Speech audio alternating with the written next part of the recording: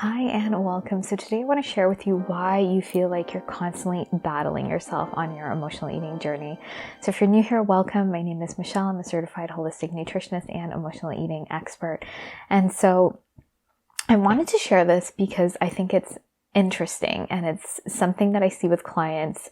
And the reason that I see this is because when I work with clients and we do the deeper work on their emotional eating, I do somatic meditations with psychotherapy tools using inner child work and parts work, and I can really see these parts of them. And so when they come in and they've been, spending years and decades fighting themselves, willpowering themselves through a diet, just really trying to force themselves into this certain box or trying to control the way they're eating. And it's not necessarily only to look a certain way, but because their health depends on it. There's this internal battle going on. And every time they emotionally eat or binge, they feel like they've lost the battle.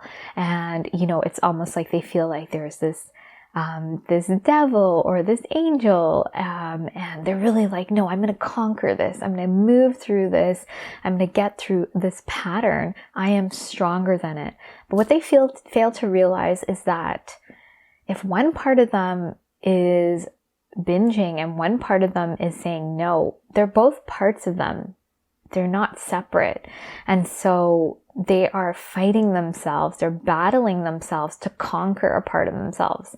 I don't know about you. I don't want to be conquered. I don't want to have an internal war. It doesn't feel very pleasant if part of you loses and one part of you wins.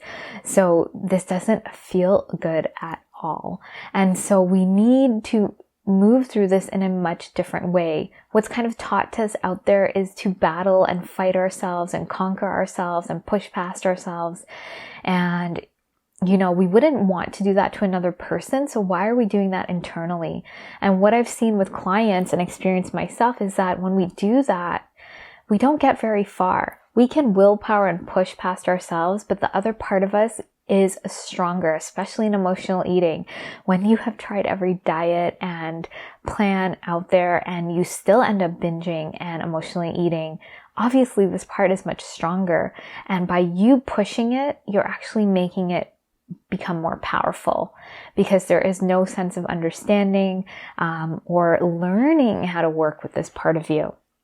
And so what I usually see in this battle, sort of consciously, we want to eat in a certain way, we want to be a certain way, and then we end up emotionally eating. So there's this part of us going towards food. The part of us that really wants to eat well and, take care of our health usually also is, there's this part of us that's not very open to having vulnerability or emotions or knowing what to do in times of stress or whatever trigger comes up. It feels it can just push past it. It feels it's so strong. It's overcome so much. It is just going to be powerful. And that has gotten us really far probably in our life of, being the underdog and being able to prove someone wrong and to really push past. But at the same time, we're not looking at all of us. We are not just this, this iron wall, this strong person. We have vulnerabilities. We have emotions. We have, we have all of these things. And it's not saying someone has to always appear strong. I'm just saying that usually the pattern I see is that emotions are not meant to be, really entertained or seen. You're weak. And if you think about this sort of dialogue, does it sound familiar to you? Does it sound like how your parents viewed emotions or your caregivers or our society? For me, I felt like I was very sensitive as a child and I felt a lot of things, but that because my parents couldn't hold that space, I got shamed for that. I felt something was wrong with me. Whereas now that's probably one of the greatest things that I can have is to feel and to teach others to feel and to have emotions and to really attune, especially to my son. I'm not perfect. I'm still on this journey. But if we keep constricting our emotions, what happens is that we push them so far down, we don't even notice them. until they bubble up into this emotional eating or this out of control behavior. So whenever we suppress an emotion, we either go into extremely expressing it or depressing it, pushing it down, not even being aware of it. And so those extremes are not healthy. But when we have this mentality about emotions and we're not understanding of what we went through and having compassion, it's going to be really hard to connect to that part of us that is using food to soothe, because it's only doing that because it doesn't know another way.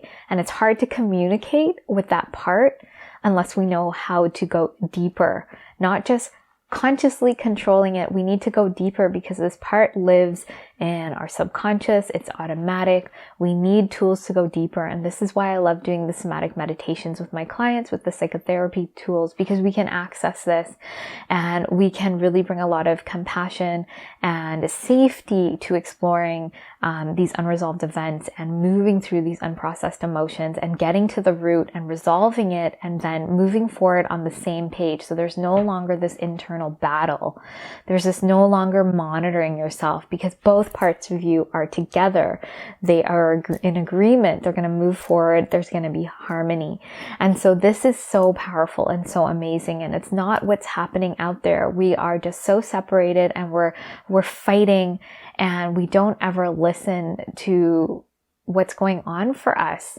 And, I'm sure if you were talking to someone, you wouldn't want to push them and criticize them into something. Or if that is the way you are, maybe think about that's what you're doing to yourself internally. And that is not going to be very kind to yourself or loving. And it's not going to create transformation. And so when I work with clients and we get to this deeper level, it's really amazing and profound how they can shift. And I also teach them how to do this and give them guided meditation so that they can move through the process and start connecting more and more with themselves and really seeing there's not an angel or a devil. It's two parts of you, and we need to learn how to get them on board, understand them, and help them move forward in the way that's going to be the best for both. It's going to be win-win. And so when this happens, what happens is that we naturally start feeling good in our body. We start feeling at ease. We drop that stress and tension. Food no longer becomes this thing we use to soothe. We can have this healthy relationship to food and to our body. We start seeing clearly. The thing is that the more we hold in our emotions or cope with them, we prevent our brains from actually maturing. We need to feel and move through our emotions to mature our prefrontal cortex, which is where we have our logic and reasoning. The more we stifle our emotions, the less likely we're going to have that full capacity that we're meant to.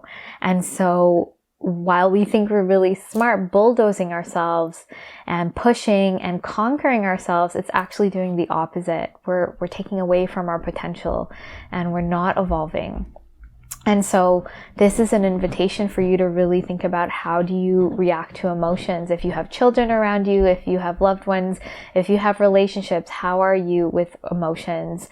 And really listening and being there, because that's going to reflect your relationship to your internal self as well. And usually I find we're a little bit more critical of ourselves. We can kind of see someone externally, but we don't realize we have that going on internally as well. So you might be even more harsh than you think internally. So, if what I'm saying is resonating for you and you want to go deeper, you want to really resolve your emotional eating from the root and get into this pattern, I'd love to invite you to check out more about the Emotional Eating Evolution program. I'll leave the link below. And if you're ready to join us in the program or you want to connect, you can also book in an emotional eating assessment call. We find out more about you, what your goals are, and how we can support you.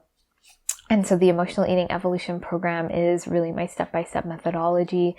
It has lots of support and guidance and coaching and accountability to help you move through this pattern sustainably so you can finally resolve it and feel good in your body and around food. So I just want to say thank you so much for watching. Please be sure to like and subscribe if you haven't. I look forward to sharing more with you, and I hope you have a great day.